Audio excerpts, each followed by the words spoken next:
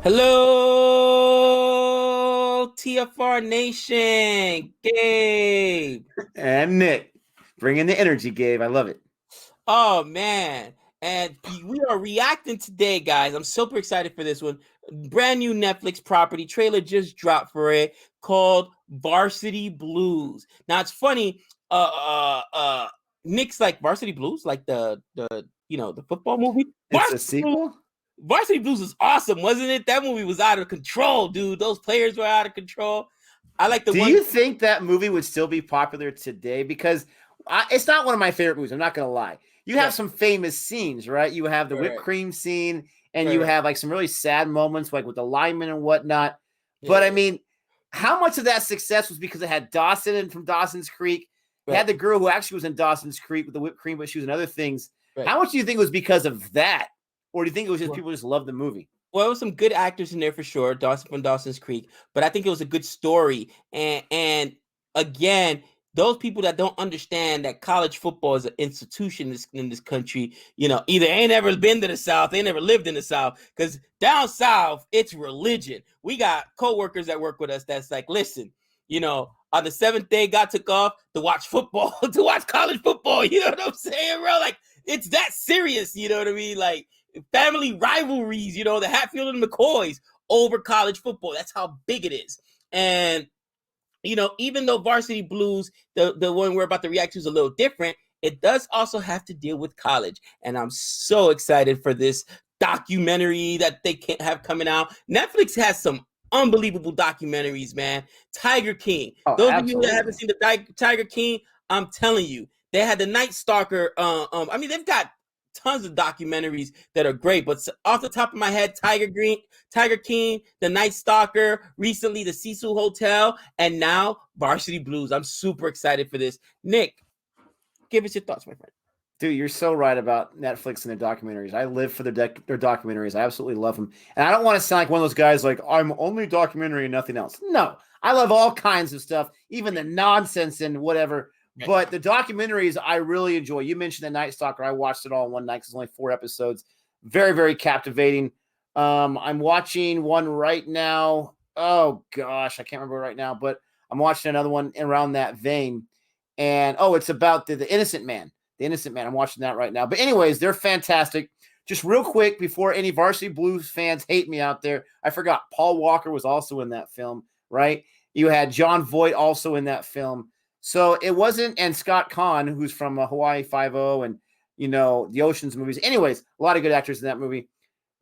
When this scandal came about, it's like, really? Yeah. I mean, nepotism at its highest, right? I mean, because of what mom and dad have and because their money, my kid gets to go to.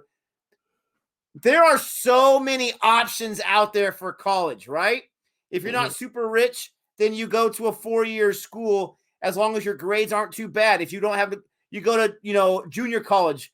There's so many options out there. And I mean, it ticked off a lot of people.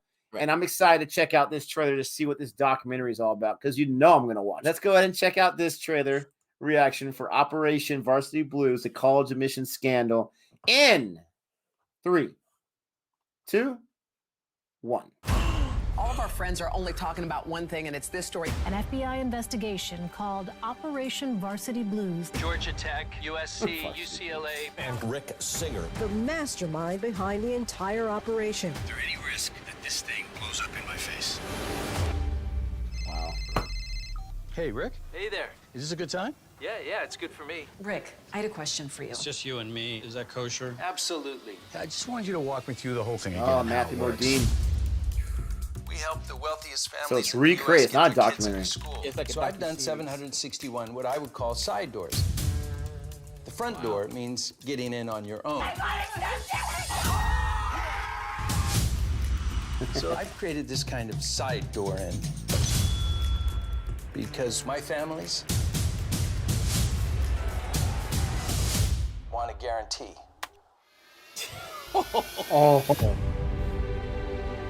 Oh, fire. That was crazy. Cases where you have 50 people indicted for a crime. It truly is amazing what people will say on the phone when they don't know the feds are listening. If somebody were to catch this, what happens. What do The only way Someone can catch it is if you guys tell someone. It seems like it would be hard to miss. There was a 5'5" men's basketball player, a high school cheerleader who was made to look like a lacrosse player. You've never had an issue with this. like some article comes out that the polo team is selling seats into the school for 250 grand. Well, no, because she's a water polo player. But she's not. We're here today to announce charges in the largest college admissions scam ever prosecuted by the Department of Justice. My view of the admissions process is some students getting in on pure merit, but many others getting in due to preferences that skew rich and white. They had every advantage, and yet they still cheated. In America, we love the wealthy and we hate the wealthy. Oh, I love that line. They disgust us and they fascinate us. I'm going to do over 730 of these side doors this year. It's the home run of home runs. And it works? Every time.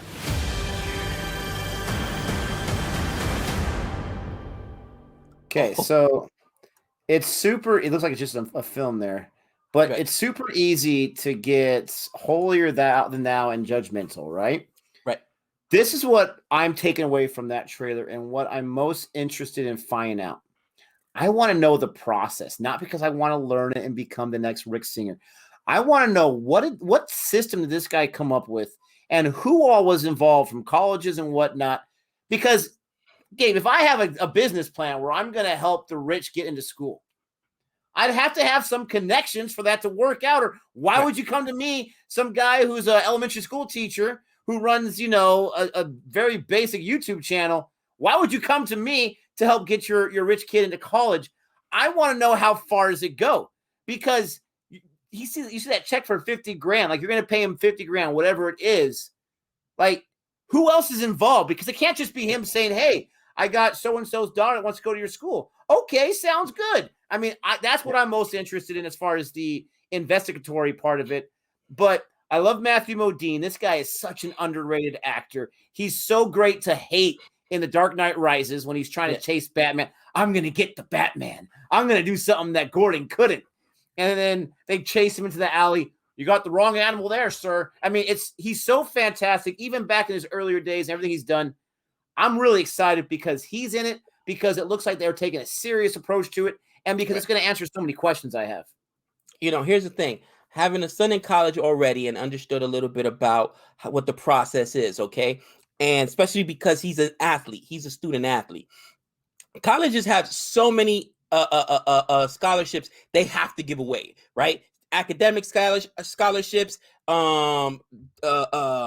athletic scholarships, and they got all types of other scholarships, race, all kinds of stuff, right? Now, here's the thing. And I guarantee you, I haven't actually looked into the story, but there's going to be 3 people that are involved. First, it's got to be the athletic director, because no athletic director worth their salt doesn't know who's getting one of these scholarships. All right. These things are coveted, bro. There's a certain amount of scholarships you have to give away. Use them or lose them. You don't use them, you lose them. Bottom line. You know what I'm saying? And they have to write that off any which way. So athletic director's got to be involved. If not, somebody really close to him, under him, because it couldn't have gone above his head. Then the coach of the team. How could you as a coach not know that some kid that's not showing up? Are you serious? These coaches live. I speak more to my son's college coach than I do to my son's high school coaches. They eat your child was in class today. Hey, is he sick? Hey, he's getting back from vacation. Hey, what? They're on it, bro. When I tell you they're on it, they're on it. They're pretty large coaching staffs. So how did these kids get in there on athletic scholarships, but yet no coach knew? So some coaches should have gone down too.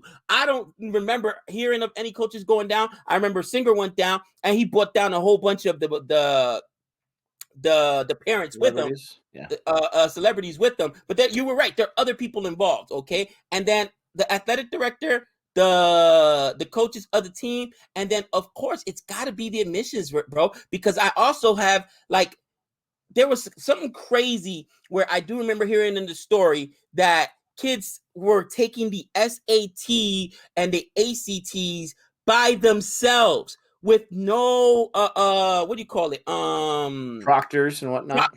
How does that happen? You and I are in elementary school, bro. That wouldn't happen in elementary school, in public elementary school. How are these kids? My son just took the ACT the other day, all right? And that's why I'm so excited for this. This is my 16-year-old who's trying to work his way to college. I know what the deal is. We need a certain score on that school. If not, don't even think about going D2. Bottom line. I mean, D1, bottom line. Second of all, we just had him go through a combine, which I talked to you already about, that he did. Now this summer, it's going to UNLV, going to Reno, sending out tapes, getting a hold of those coaches so that they hopefully take a look at him. Usually that would have happened this year for junior year, but because of COVID, everything got shut down. But that's the process, bro. It's a group, and to think these people cheated their way through it, it's frustrating. Now, the one thing is this that does kind of upset me, right? Everybody got mad at Aunt Becky. Everybody got mad at, and I say Aunt Becky because I'm a Full House fan. Everybody got mad at all the celebrities, and get it. They had all the privilege in the world. Their kids had all the privilege in the world. What kills me is this only went down because the dude got investigated for something else, bro. And he gave everybody else up. All right. My mom is real old school. My dad's real old school. And they told me at a very early age, all right, two people can only keep a secret when one of them don't know about it. All right. You do something wrong, you do it by yourself. Because doesn't matter if it's 5 minutes down the road, an hour down the road, 10 years down the road. Once that person gets burned, they're going to use that. They're going to any leverage they can. And this guy got caught for something else. And then through all these celebrities, and probably because I'm guaranteeing you, coaches got in trouble, athletic directors got in trouble, because he's the very first one the FBI started investigating for something not related to the college cheating scandal. You know what I'm saying? And he just buried all these parents. So, word to the wise, if you commit a crime, do it by yourself. Do it by yourself. Just saying. Again. So were they saying there about the recorded phone calls that they were tapping his phones and that's how they had it? Or it was one of those like not Patriot Act, but like Big Brother type situations where they're recording all of our phone calls? Because that made me a little nervous because he has a good point. There's a reason why people, when they're on the phone, they'll say whatever they want because it's their phone, for crying out loud. Me and my brother, that's crazy. Bro, me and my brothers have a joke when we call each other over the phone or whatever, and we just say something stupid or whatever. Let's ask an election or whatever. No, así por el teléfono, bro. Los federales. Like, yo, the feds are listening. You know what I'm saying? No, he was under investigation for something else. It was like, to my understanding, it was money laundering or something that got him in trouble, which is what got them to tap on his phone. And when they start listening, like, wait, what? Who's involved? What are they doing? Can you imagine? And I feel bad for them. Becky, they only did like 18 months or whatever. Bro, I can't do 18 minutes in jail. That's how come I'm not a criminal. 18 months? Seriously. 18 months? I can't do 18 minutes. You got to be kidding me, man. Anyway, dude, this is a long one, but I'm super excited for this film. This is something that recently happened, like 2 years ago or whatever. Like, honestly, it had happened and then COVID hit, so people forgot about it. But this was a huge, huge story with this college cheating admission scandal. And I think the last thing I want to take away from this video is this. The best line in that whole film so far was, we love to hate the rich. You know what I'm saying? We love the rich and we hate the rich. And that's true. I just think it's just so polarizing. You know what I mean? Yeah, absolutely. And you're right. I do feel kind of bad about Aunt Vicky too, or Becky too, because she was like such a part of our childhood. I mean, she's still quite beautiful. I mean, she doesn't age, for crying out loud. Those are stupid reasons to feel bad for someone committing a crime. But I mean, naturally I do. I'm excited for this. Let us know what you guys think. Don't forget to like and subscribe and help us grow our new channel here. Let us know what to react to. Get us those requests. And until next time. This is the way.